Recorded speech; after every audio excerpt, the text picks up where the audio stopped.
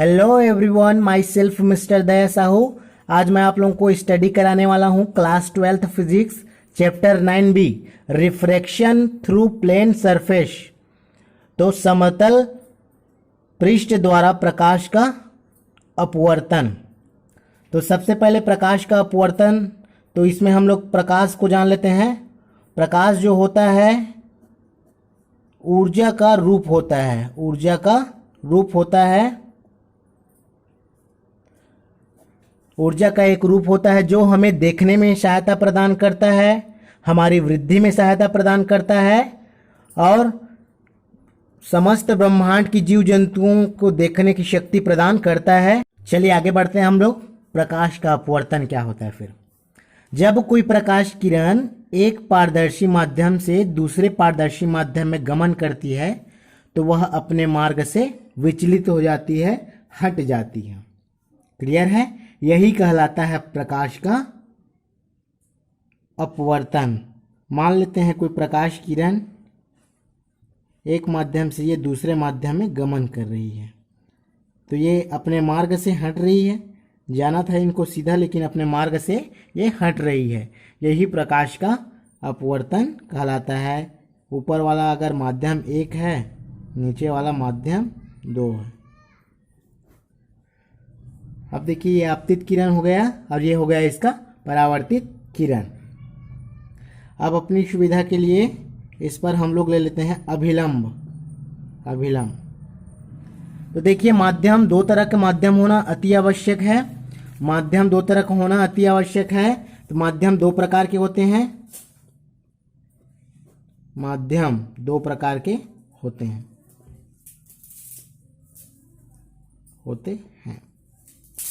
देखिए पहला माध्यम है हमारा विरल माध्यम।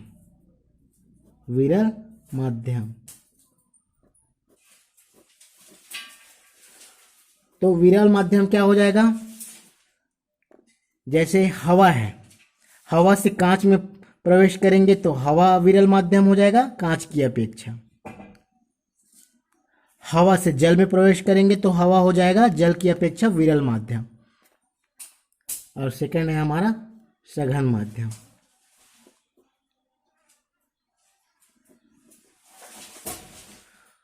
तो सघन माध्यम जैसे वही मैं बताया, हवा से कांच में प्रवेश, हवा से जल में प्रवेश, तो कांच और जल जो होगा हमारा सघन माध्यम हो जाएगा और हवा जो है विरल माध्यम हो जाएगा। चलिए अब इसका अलग अलग कंडीशन पढ़ते हैं। अगर विरल माध्यम से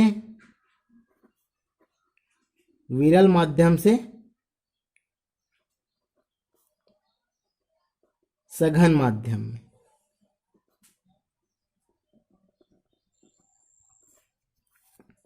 चलिए देखते हैं। जब कोई प्रकाश किरण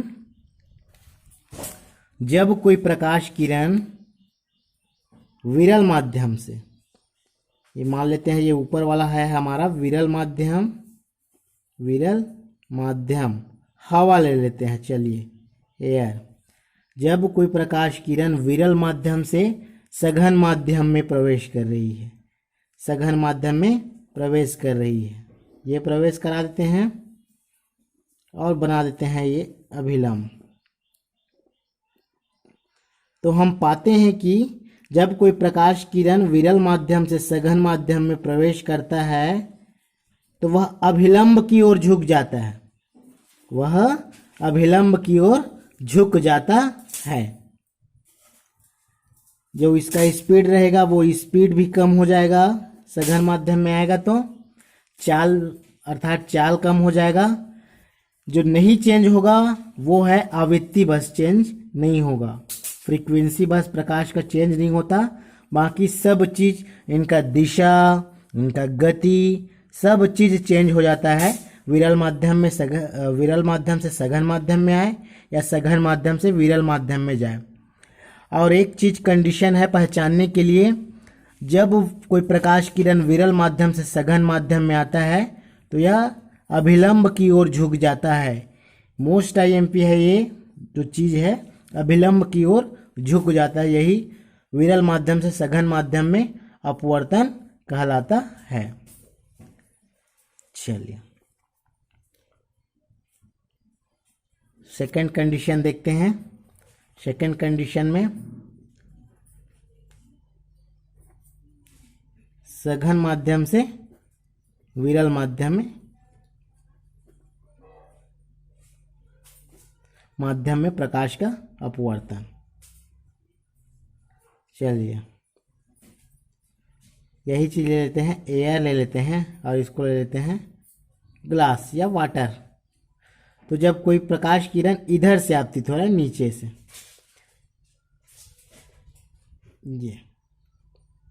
ये आपतित करा देते हैं इधर से अपनी सुविधा के लिए। तो ये क्या होगा, और अभिलंब से दूर भाग जाएगा, अभिलंब से दूर भाग जाएगा। ये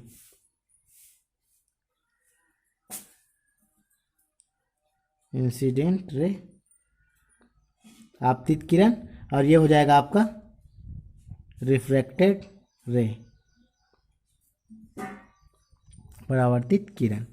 तो वही चीज बताया मैं, इस पर चाल भी चेंज हो जाता है, इनका स्पीड चेंज हो जाता है और दिशा भी चेंज हो जाती है। जो चेंज नहीं होता वो लाइट का, प्रकाश का आवृत्ति बस चेंज नहीं होता, प्रकाश की आवृत्ति बस चेंज नहीं होता। क्लियर है। थर्ड कंडीशन देखते हैं। अब देखो, जब कोई प्रकाश किरण चाहे सघन माध्यम रहे या विरल माध्यम रहे, जब अभिलंब के अनुदिश आपतित हो, मान लो कोई प्रकाश किरण ये अभिलंब के अनुदिश आपतित हो रहा है एयर से ग्लास में, विरल माध्यम से सघन माध्यम में, तो ये सीधा अपवर्तित हो जाएगा, किंतु इसका जो गति है, गति जो है कम हो जाएगी यहाँ पे और दिशा सीधा रहेगा, गति कम हो जाएगा। अगर यही सघन माध्यम से विरल माध्यम में जाता है कोई प्रकाश किरण, ये सघन माध्यम से विरल माध्यम में जाता है तो इनका स्पीड भी बढ़ जाएगा विरल माध्यम में जाने के पश्चात, और दिशा सीधी रहेगी, कोई चेंजेस नहीं आएगी, आवृत्ति में कोई परिवर्तन नहीं होगा, प्रकाश का आवृत्ति एक समान रहता है। ये चलिए आगे बढ़ते हैं। अब देखते हैं अपवर्तन के नियम। तो अपवर्तन के दो नियम हैं। अगर आप जीनियस है, वाकई आपके अंदर टैलेंट है, तो आप इसमें और नियम दे सकते हो। चलिए अपवर्तन के नियम। तो पहला नियम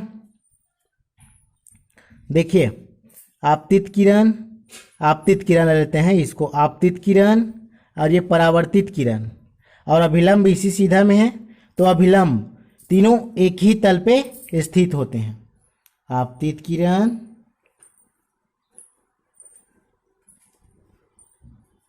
अपवर्तित किरण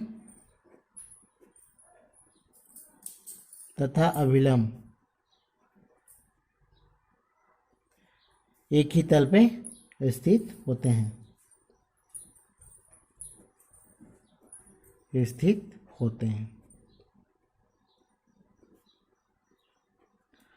सेकेंड है, देखिए यहाँ तो एंगल नहीं बन रहा है, यहाँ एंगल नहीं बन रहा है, लेकिन पिछले हम लोग दो कंडीशन में जो देखे हैं, ये तो यहाँ पे जो एंगल बन रहा है आई आर, आपतन कोण, और ये है अपवर्तन कोण।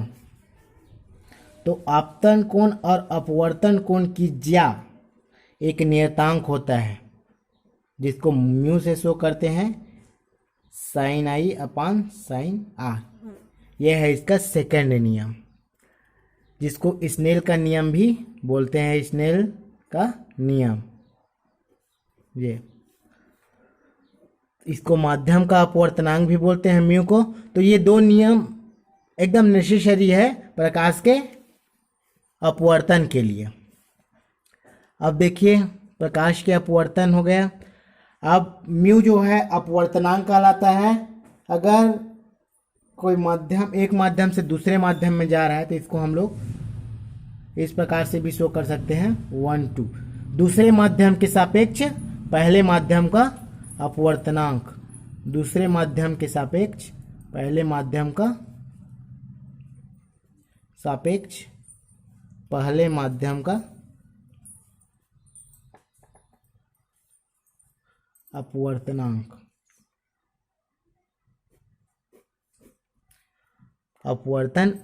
अपवर्तनांक कहलाता है, संधि विच्छेद करें तो। चलिए अपवर्तनांक पढ़ेंगे। अपवर्तनांक को अगर आप लोग सिंप्लीफिकेशन डिफाइन करोगे तो इसको हम लोग लिख सकते हैं mu is equal to i upon r. खत्म। आपतन कोण और परावर्तित कोण कहा जाए तो परावर्तित बोल सकते हो या अपवर्तित कोण के अनुपात को ही अपवर्तनांक कहते हैं। ये दो प्रकार के होते हैं। एक तो होता है निरपेक्ष अपवर्तनांक, निरपेक्ष अपवर्तनांक। वायु की सापेक्ष तुलना करेंगे तो निरपेक्ष अपवर्तनांक हो जाएगा, और सेकंड है सापेक्ष अपवर्तनांक। तो सापेक्ष अपवर्तनांक जो होगा माध्यम से तुलना करेंगे तो ये हो जाएगा सापेक्ष अपवर्तनांक। सापेक्ष अपवर्तनांक जैसे ये हवा के सापेक्ष कांच का अपवर्तनांक, ये निरपेक्ष अपवर्तनांक हो जाएगा क्योंकि हवा से कंपैरिजन कर रहे हैं। और सापेक्ष अपवर्तनांक जैसे वाटर के सापेक्ष ग्लास का अपवर्तनांक, ये हो जाएगा हमारा सापेक्ष अपवर्तनांक। चलिए तो अपवर्तनांक जो होता है रंगों में, जैसे सबसे ज़्यादा अपवर्तनांक उसी रंग का होगा जिसका तरंग दैर्घ्य सबसे कम होता है। मतलब बैगनी रंग का जो अपवर्तनांक होगा सबसे अधिक होगा। बैगनी रंग का अपवर्तनांक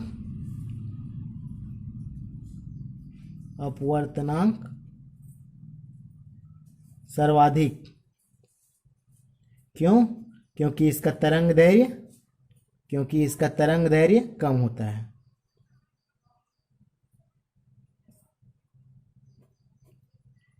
होता है।